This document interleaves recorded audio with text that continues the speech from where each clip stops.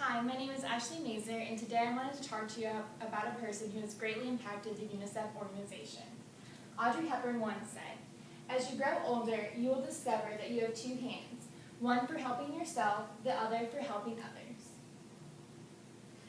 The sources that I used for today's presentation include BrainyQuote.com, ThinkExist.com, Audrey1.org, AudreyHepburn.com, Biography.com, Guardian.co.uk, HepburnTribute.com, and BiographyOnline.net. The person that I want to talk to you about today is Audrey Hepburn. She has strived to make the world know of our efforts with UNICEF, as well as give her time, money, and support to thousands of children in need. I will show this by talking to you about her childhood first, her acting career, and lastly, her role in UNICEF. She once said, "For beautiful eyes, look for the good in others. For beautiful lips, only speak words of kindness. And for poise, walk with the knowledge that you are never alone." Audrey Hepburn's tenacity is shown through her ability to overcome her own childhood. She was born on May 4th, 1929. And when Hepburn was 5, her mother actually sent her to a boarding school in England.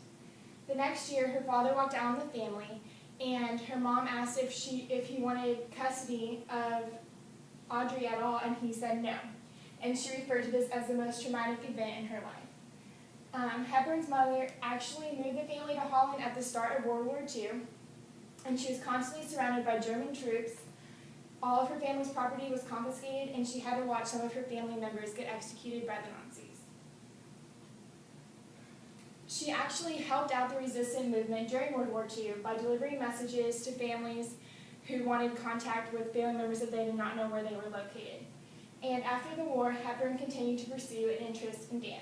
She studied ballet in Amsterdam and later in London. In 1948, Hepburn made her stage debut as a chorus girl in the musical High Button Shoes in London, and then she would ultimately go on to pursue a career on Broadway in America. Her rocky childhood led her to be resilient when trying to be an actress. She was poised, determined, and refused to take no as an answer. Her acting career has made her an idol, and so many young women continue to look up to her. At 22, she starred in the Broadway production of Gigi in New York. The next year, Hepburn returned to the Broadway stage to star in Ondine with Mel Ferrer. She actually won the Tony Award for Best Actress in 1954 for her performance in this play. And actually, her on-stage romance continued to her real life, and Hepburn and Ferrer got married on September 25th, 1954 in Switzerland. She went on to star in movies such as Sabrina, Funny Face, War and Peace, and The Unforgiven. In 1961, Hepburn set new fashion standards as Holly Golightly in Breakfast at Tiffany's, which is what most people know her for. Sarah Churchwell stated, "Hepburn was only one who starred on scene to reflect her authentic self, as if she were not an actor but a true princess and authentic queen." And that's what people saw her in her role. Ian Woodward said, "Audrey Hepburn became more than a movie star.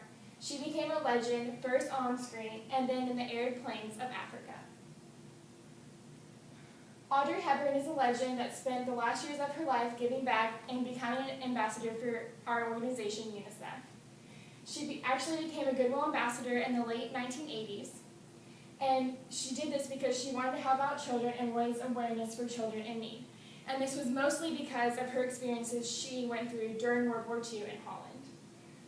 She's actually made more than 50 trips with UNICEF in countries such as Asia, Africa, Central, and South America. She won a Special Academy Award for her humanitarian work in 1993, and she shortly passed away from a battle with colon cancer on January 20th.